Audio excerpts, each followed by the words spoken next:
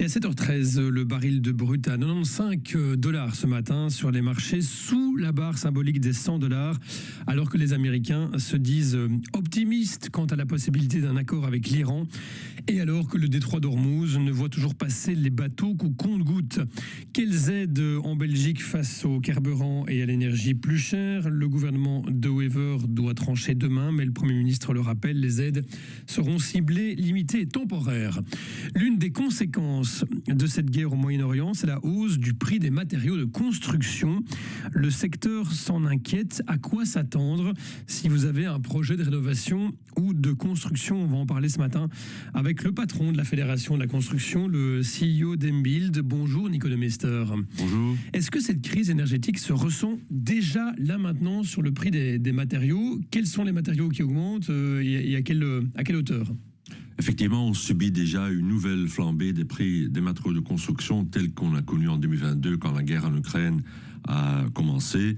Donc immédiatement après le début de la guerre en Iran, comme vous l'avez dit, le prix du pétrole a augmenté, ce qui a engendré immédiatement une hausse des produits dérivés du pétrole qui sont clés dans la construction. Par exemple, l'isolation est dérivée du pétrole, les tuyaux en PVC, le bitume. Et là, on a vu immédiatement des hausses. Mais maintenant, on subit déjà des hausses aussi dans d'autres catégories de produits. Donc aujourd'hui, il y a une flambée générale des prix dans la construction. Une flambée générale des prix dans la construction. À quelle hauteur? Est-ce qu'on est à des plus 10, plus 20, plus 30%? J'imagine que ça dépend aussi des matériaux, Nicolas Mester. Oui, mais là, effectivement, heureusement, jusqu'ici, on n'est pas encore à la situation de 2022. Donc, on voit des hausses en moyenne plus mitigées qu'en 2022 jusqu'ici, entre 10 et 15%. C'est considérable, mais moins encore qu'en 2022. Évidemment, pour tout ce qui est, par exemple, donc, comme le PVC et l'isolation, on est déjà au-delà des hausses de 20 jusqu'à 30%. Ça veut dire que pour les clients, pour les gens qui nous écoutent, qui ont peut-être des projets de rénovation, les devis vont être revus à la hausse? Jusqu'ici, ce sont les entrepreneurs qui encaissent les hausses. Donc, on a récemment sondé nos membres et ils disent, écoute, le prix fixe pour le particulier, ça vaut quand même aussi quelque chose. Donc, jusqu'ici, 7 sur 10 entrepreneurs essaient d'absorber cette hausse sur leur marge, mais ça ne sera pas tenable à long terme. Donc, si la guerre continue et les prix restent tellement élevés, tôt ou tard, on devra répercuter au moins une partie de ces hausses dans les prix pour les particuliers. Est-ce qu'il y a des entreprises de construction qui, par exemple, mettent des clauses de révision des prix dans leur devis? On sait que ça avait été le cas lors de la crise, la guerre en Ukraine. Est-ce que c'est encore le cas aujourd'hui? C'est encore le cas, mais c'est pas encore plus répandu. Donc, il y a là, pour les contrats de particuliers, dans les moitiés des contrats, il y a des clauses de révision de prix qui sont prévues. Mais c'est pas parce qu'elles sont prévues qu'elles sont déjà activées. Et dans l'autre moitié des contrats, la clause de révision de prix n'est même pas prévue. Et donc là, le prix reste fixe. Mais il se pourrait que l'entrepreneur ouvre le débat, le dialogue avec le client pour dire, écoute, comment est-ce qu'on va résoudre ça pour absorber le choc? Que vous disent les entrepreneurs dans la construction? Est-ce qu'ils constatent déjà que certaines personnes renoncent à leurs travaux de rénovation ou de construction vu la crise que l'on traverse actuellement et l'instabilité, vous l'avez dit, on va voir si cette guerre dure ou pas. Ça va influencer les prix, évidemment. Voilà, donc effectivement, beaucoup de gens attendent un peu l'évolution de la situation. L'incertitude nuit à l'investissement. La rénovation, la construction d'une maison neuve, c'est quand même un investissement considérable. Et on sait qu'en temps d'incertitude, les clients ont tendance à attendre, à reporter leur projet. Aujourd'hui, l'activité est encore bonne dans le secteur, mais on sent que les premiers contacts commencent à baisser. Donc, on espère que tôt ou tard, la situation va s'éclaircir au Moyen-Orient. Vous avez une deadline, quelque chose? Il faudrait pas que la guerre dure jusque quand? Jusque quoi? Fin avril, fin mai? Est-ce que vous avez pu déjà mesurer dans le temps à quel moment ça basculerait dans une vraie crise pour votre secteur? Aujourd'hui, en moyenne, le carnet de commandes est rempli encore pour 4 mois. Mais on voit que le nombre de contacts est en chute libre. Donc on espère quand même que dans le prochain trimestre, la guerre se termine, les prix se stabilisent. Ça sera bien pour tout le monde à court et à long terme.